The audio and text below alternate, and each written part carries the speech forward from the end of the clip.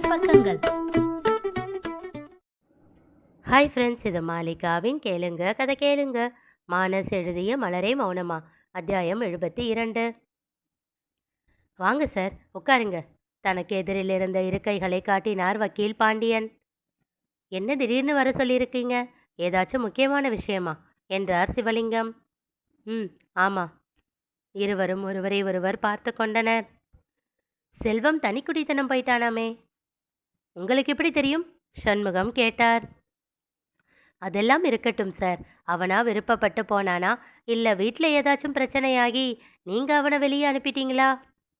Sir please, என்ன விஷயம்னே சொல்லாமல் நீங்கள் கேள்வி கேட்டுக்கிட்டே இருந்தால் எப்படி சார்?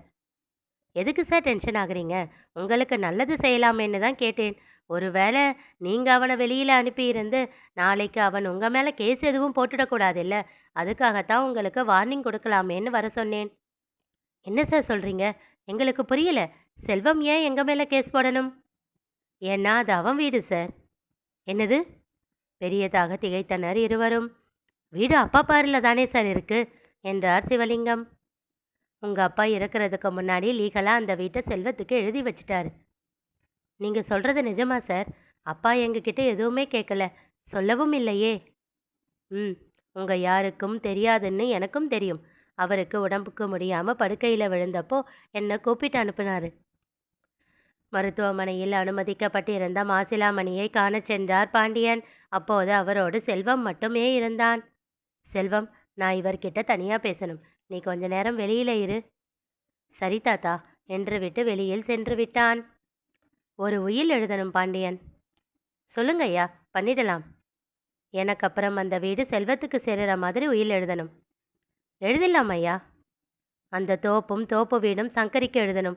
மிச்ச சொத்து எல்லாம் என் பசங்க 2 பேரும் அவங்க விருப்பத்துக்கு பிரிச்சுக்கலாம். நான் சொன்ன மாதிரி உயில் ரெடி பண்ணிடுங்க. சரிங்க ஐயா.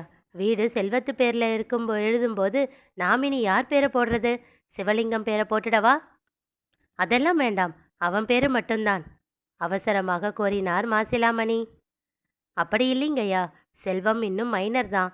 18 வயசு முடிஞ்சாதான் அவன் பேரில் எழுத முடியும். இல்லைன்னா காப்பாளர் பேர் கண்டிப்பாக கொடுக்கணும். அப்படியா என்று தன் தாடையை தடவியபடி யோசித்தார். ஆவணி வந்தால் 18 முடிஞ்சிடும் இல்லை? ஆமாங்கய்யா, இன்னும் 7 மாதம் இருக்கு. சரி, அது வரைக்கும் வெயிட் பண்ணுப்பா. அவன் மேஜர் ஆனதுக்கப்புறமாவே உயில் எழுதிக்கலாம். இந்த விஷயம் நமக்குள்ளேயே இருக்கட்டும், யாருக்கும் தெரிய வேணாம், என் பசங்க உட்பட. பாண்டியன் அவரை வினோதமாக பார்த்தார். கவலைப்படாதப்பா, அது வரைக்கும் நிச்சயம் என் உயிரை இழுத்து பிடிச்சிக்கிட்டு இருப்பேன். என் பேரன் வாழ்க்கையை நான் நினச்ச மாதிரி செஞ்சு முடிச்சுட்டு அப்புறம்தான் போவேன். ஏதோ கேட்க நினைத்து தயங்கினார் பாண்டியன். என்னப்பா? அப்படி என்ன பிடிவாதம்? பசங்களுக்கு கூட தெரியாமல் இதை பண்ணணுமா? அப்படி என்ன செல்வத்து மேலே தனி பிரியம்? மெல்லியதாக புன்னகைத்தார் மாசிலாமணி. அவன் என் மூத்த பேரன், என் வீட்டு அடுத்த தலைமுறையோட மூத்த வாரிசு. ஆனால் இதுக்காக அதை பண்ணணும்னு நினைக்கல. என் பேச்சை மதித்து என் விருப்பத்துக்கு கட்டுப்பட்ட என் பேரனுக்கு நான் கொடுக்குற வெகுமதி, அவ்வளோதான். புரியலிங்கய்யா. அவன் இதைத்தான் செய்யணும், இப்படித்தான் இருக்கணும், இவ்வளோ படித்தா போதும், இதெல்லாம் எனக்கு அப்புறம் அவன்தான் பார்த்துக்கணும் அப்படின்னு அவனை என் ஆசைக்கு என் விருப்பத்துக்கு வளைச்சி வச்சிருக்கேன். அவனோட ஆசை என்ன, ஏதாச்சும் இருக்கா? எதுவும் கேட்டதில்லை. கொஞ்சம் சுயநலம்தான், ஆனால் வேற வழி தெரியல. என் பசங்க நான் இல்லாமல் ஒரு நாள் கூட தடுமாறக்கூடாது. இந்த குடும்பம் இப்படியே இருக்கணும். அதனால் அவன் மனசில் உரு ஏற்றி வச்சிருக்கேன். எந்த காரணத்து கொண்டும் அப்பாவும் சித்தப்பாவும் பெரிய சூழ்நிலையை உருவாக்கக்கூடாதுன்னு சொல்லி சொல்லி வளர்த்துருக்கேன். செல்வம்னு ஆசைப்பட்டபடியே இருப்பான், ஆனால் அது அவனுக்கு எந்த பாதிப்பும் ஏற்படுத்திடக்கூடாது இல்லையா? என் பேச்சை கேட்டதுனால என் பேரன் அழிஞ்சிட்டான்னு ஒரு நாள் என்னைக்கும் அவனுக்கு வரவே கூடாது. அதுக்கு தான் அவனுக்கு அந்த வீடு. அவனுக்கு கீழே எல்லாரும் இருக்கட்டுமே. எனக்கு நம்பிக்கை இருக்குது, என் பசங்க என்னைக்கும் தப்பு பண்ண மாட்டாங்க. இந்த உயிலை பற்றி தெரிஞ்சுக்கிற சூழ்நிலையும் வராது. ஆனால் சேகரும் செந்திலும் சூர்யாவும் எப்படின்னு தெரியாதே. இப்போ 3 பேருமே குழந்தைங்க. வளர்ந்ததும் என்ன செய்வாங்கன்னு தெரியாதில்ல. என்னைக்கும் செல்வம் அவங்க முன்னாடி குறைஞ்ச நின்றுடக்கூடாது, அதுக்கு தான். சரிங்கய்யா, அப்புறம் உங்கள் இஷ்டம். அதுக்கப்புறம் அவர் சொன்ன மாதிரி செல்வம் மேஜர் ஆனதுக்கப்புறம் அவன் பேரில் உயில் எழுதி வச்சுட்டு தான் இறந்தார். அவர் இறந்ததுக்கப்புறம் எங்ககிட்ட ஏன் இதை பற்றி சொல்லலை? சண்முகம் கேட்டார். செல்வம் தான் எதையும் சொல்ல வேண்டாம்னு சொல்லிட்டான்.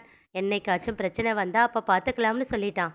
அவன் சொன்னதுக்காக மட்டும் இல்லை, இந்த விஷயம் தெரிஞ்சா ஒருத்தர் பையனுக்கு மட்டும் இந்த வீடான்னு உங்கள் 2 பேருக்குள்ள பிரச்சனை வந்துடக்கூடாதுன்னு நினச்சி தான் நானும் சொல்லாமல் விட்டுட்டேன். சண்முகத்தின் முகம் இறுகியது. இப்போ செல்வம் வீட்டை விட்டு போனதுனால உங்களை கூப்பிட்டு சொல்கிறேன். நீங்கள் அவனை வெளியில் போக சொல்லியிருந்து செல்வம் உங்கள் மேலே கேஸ் போட்டுட்டான்னா உங்கள் குடும்பத்துக்கு தான் அசிங்கம். அதான் விஷயத்தை உங்ககிட்ட சொல்லிட்டேன். எதுவாக இருந்தாலும் செல்வத்துக்கிட்ட சுமூகமாக போயிடுங்க. சட்டென்று சிவலிங்கம் எழுந்து வெளியில் சென்று விட்டார். சாரி சார், நீங்கள் நினைக்கிற அளவுக்கு வீட்டில் பிரச்சனை எல்லாம் இல்லை. நாங்கள் கொஞ்சம் தப்பு பண்ணிட்டோம். அதுக்கு எங்கள் பையன் எங்களுக்கு தண்டனை கொடுக்க எங்களை வீட்டை விட்டு பிரிஞ்சு போயிட்டான். அவ்வளோதான். சீக்கிரத்தில் எங்களை மன்னிச்சு வீட்டுக்கு வந்துடுவான் என்றார் சண்முகம். அப்படின்னா ரொம்ப சந்தோஷம். எழுந்து கொண்டார் அவர். செல்வம் எங்களுக்கும் பையன்தான் சார். நானோ அமுதாவோ என்னைக்கும் பிரித்து பார்த்ததில்லை. கலங்கிய விழிகளோடு சொல்லிவிட்டு விடைபெற்று கொண்டு வந்து விட்டார். செல்வத்தின் செல்போன் ஒலித்தது. அண்ணே, நான் திரு பேசுகிறேன். சொல்லு. இன்னைக்கு காலையில் பெரிய ஐயாவும் சின்ன ஐயாவும் வக்கீலை பார்க்க போனாங்க அண்ணே. சரி, அதுக்கு என்ன? உங்களுக்கு எதிராக ஏதோ பண்ண போகிறாங்கண்ணே அப்படின்னு உங்ககிட்ட சொன்னாங்களா? இல்லைண்ணே, உங்ககிட்ட சொல்லி வச்சா நீங்கள் கொஞ்சம் ஜாக்கிரதையாக இருப்பீங்கன்னு. அவங்க என்ன புலியா சிங்கமா? நான் முன்னெச்சரிக்கையாக இருக்கிறதுக்கு. அவங்க என் அப்பாங்க. அவங்க என்ன பண்ணுவாங்க என்ன பண்ண மாட்டாங்கன்னு எனக்கு தெரியும். நீ மூடிக்கிட்டு உன் வேலையை மட்டும் பாரு. வாங்குற சம்பளத்துக்கு விசுவாசமாக இரு. வேறு வேலையெல்லாம் பார்த்துக்கிட்டு இருந்த வகுந்துடுவேன். இல்லைண்ணே, வைடா ஃபோனை ஒருமலாக சொல்லிவிட்டு அழைப்பை தொண்டித்தான் செல்வம். அவன் முதுகில் ஏதோ உரசியது. எழுந்த கோபம் எல்லாம் அப்படியே அடங்கி சின்ன புன்னகை உதயமானது. சட்டென்று நகர்ந்தான். சடார் என்று பின்னால் சரிந்தாள் மலர். அவள் கையில் வைத்திருந்த தட்டும் கீழே விழ அவள் சாப்பிட்டு கொண்டிருந்த சீடை திசைக்கு ஒன்றாக சிதறி ஓடியது. மாமா, உன்கிட்ட எத்தனை தடவை சொல்லியிருக்கேன், சொல்லிட்டு நகருன்னு. சொல்கிற பேச்ச கேட்க மாட்டியா நீ? அவனிடம் சலித்து கொண்டே சீடையை பொறுக்க முயல அவளை இழுத்து தன் மடியில் அமர்த்தினான். அவன் கழுத்தோடு கட்டிக்கொண்டு அவன் நெற்றி முட்டினாள். எனக்கு சீடை வேணும், கிறக்கமான குரலில் கேட்டாள். அப்போ உம்மா வேணாமா? அவனும் அதே குரலில் கேட்டான். வேணாம். ஆஹா, பொய் சொல்லாது. சொல்லும்போதே அவன் இதழ்கள் அவள் கன்னத்தை உரசி போக அதில் மயங்கி கிறங்கி கண்களை மூடிக்கொண்டாள். சில முத்தல்கள், சீண்டல்கள், தீண்டல்கள் எல்லாம் முடிந்து மனம் நிறைந்து விலகிய பிறகு அவனே எல்லாவற்றையும் சேகரித்து தட்டில் வைத்து அவளிடம் நீட்டினான். கன்னத்தில் அழுத்தமாக ஒரு அச்சாரம் வைத்துவிட்டு அவனிடம் இருந்து வாங்கி கொண்டாள். அவன் வேலையை பார்க்க ஆரம்பித்து விட, ஆமா, யாரு ஃபோனில் அப்படி காஞ்சிக்கிட்டு இருந்த என்றாள். டிரைவர் திரு. என்னவாம்? உன் மாமாங்க 2 பேரும் வக்கீலை பார்க்க போனாங்களாம். ஓ, என்ன ஓன்ற? உனக்கு பயமா இல்லையா? சின்ன சிரிப்போடு கேட்டான். சேச்ச, இப்போ அவங்க இருக்கிற நிலைமைக்கு எல்லா சொத்தையும் எங்கள் புள்ள பேரில் எழுதிடுறோம், அவனை வீட்டுக்கு வர சொல்லுங்கன்னு வேணும்னா சொல்ல போயிருப்பாங்க. சின்னதாக புன்னகைத்தான் செல்வம். ஆமாம், எதுக்கு போயிருப்பாங்க? சீடையை தூக்கி போட்டு வாயில் பிடித்து விளையாடியபடி கேட்டாள். அவர் கூப்பிட்டு அனுப்பியிருப்பாரு. எதுக்கு? அந்த வீடு என் பேரில் இருக்குன்னு சொல்லியிருப்பாரு. தூக்கி போட்ட சீடையை பிடிக்க வாயை திறந்தவள் அவன் கூறியதை கேட்டு அதிர்ச்சியில் பட்டென்று வாயை மூடிவிட அந்த சீடை அவள் மூக்கை பதம் பார்த்தது. ஆ என்று மூக்கை தேய்த்து கொண்டே அவனை திகைப்பாக பார்த்தாள். என்னம்மாம்மா சொல்கிற நீ?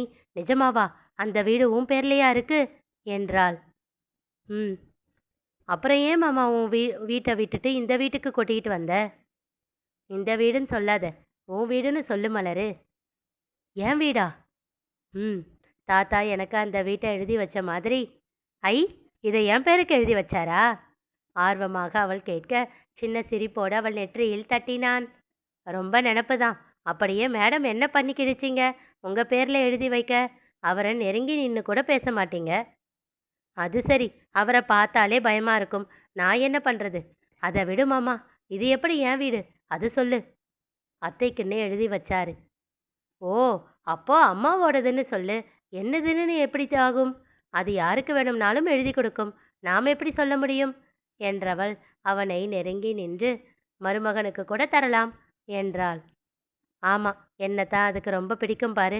சந்தையில் விலை போகாத மாடுதானே நான், மனதிற்குள் சொல்லி கொண்டான். இல்லை, அதோட பேத்திக்கு கூட கொடுக்கும் இன்னும் மெல்லிய குரலில் கூறினாள். சட்டென்று அவன் இதழில் புன்னகை அரும்பியது. பொண்ணுதானு முடிவே பண்ணிட்டியா மலரு என்றான். ஆமா, என் மாமா தான் ஆசைப்பட்டுச்சுல்ல. பெருமூச்சு ஒன்றை விடுத்தான். ஆசைப்பட்டேன்தான் மலரு, ஆனால் எந்த குழந்தையா இருந்தாலும் சரிதான். நீ ஆசையை வளர்த்துக்கிட்டு ஏமாந்துடாத, சரியா? ம். அவனை ஆசையாக பார்த்து கொண்டு இருந்தாள். மலரு, உனக்கு ஒன்றும் வருத்தம் இல்லையே? அந்த வீடு என் பேரில் இருந்தும் உன்னை அங்கே இருந்து வெளியில் கூட்டிகிட்டு வந்துட்டேன்னு கொஞ்சம் தயக்கமாகவே கேட்டான். அட போ மாமா, நீ வேற. எல்லாரும் பொண்டாட்டி மாசமாக இருக்கும்போது 3வது மாதம் இல்லைன்னா 5வது மாதம்தான் அம்மா வீட்டுக்கு அனுப்புவாங்க. நீ கன்ஃபார்ம் பண்ண உடனே அம்மா வீட்டுக்கு கூட்டிகிட்டு வந்துட்ட பாத்தியா? உறக்க சிரித்தான் செல்வம். தம்பி. சொல்லுங்க அண்ணி. வக்கீல்கிட்ட போயிட்டு வந்து உங்கள் அண்ணன் ரூமுக்குள்ளே போனவர் தான். சாப்பிடக்கூட வெளியில் வரல. கொஞ்சம் அவர்கிட்ட பேசுகிறீங்களா தம்பி? நான் பார்த்துக்கிறேன் அண்ணி. சண்முகம் சென்றபோது வெளியில் வெறித்தபடி நின்றிருந்தார் சிவலிங்கம். அவர் கை தன் நெஞ்சை நீவிக்கொண்டிருக்க பயந்து அருகில் சென்றார் சண்முகம். அண்ணா, என்ன ஆச்சு? பதட்டமாக கேட்டார். முடியல சண்முகம், என் மனசு வெடிச்சிடும் போல இருக்கு, தழுத்தழுத்த குரலில் கூறினார். அவர் கையை பிடித்து இழுத்துச் சென்று கட்டிலில் அமர வைத்து அவர் குடிக்க தண்ணீர் எடுத்து தந்தார். தானும் அவர் அருகில் அமர்ந்து கொண்டு அவர் உள்ளங்கையை இறுக்கமாக பற்றி கொண்டார். அண்ணா, கேட்குறேன்னு தப்பாக நினைக்காதீங்க. உங்களுக்கு மலருன்னா எவ்வளோ இஷ்டம்னு எல்லாரை விட எனக்கு நல்லா தெரியும். ஆனால் கல்யாணத்துக்கு அப்புறம் ஏன் அவள் மேலே அவ்வளோ வெறுப்பு? அவள் கூட ஏன் சண்டை போட்டுக்கிட்டே இருந்தீங்க? உங்கள் மனசில் என்ன தான் இருக்குது? என்கிட்ட கொஞ்சம் மனசு விட்டு பேசுங்கண்ணா. உடன் பிறந்தவன் பிடித்திருந்த கருத்தை தானும் இறுக்கிக் கொண்டு வெடித்து அழுதார் சிவலிங்கம். இனி நிகழப்போவது என்ன தெரிந்து கொள்ள தொடர்ந்து கேளுங்க, கதை கேளுங்க. மீண்டும் சந்திப்போம்.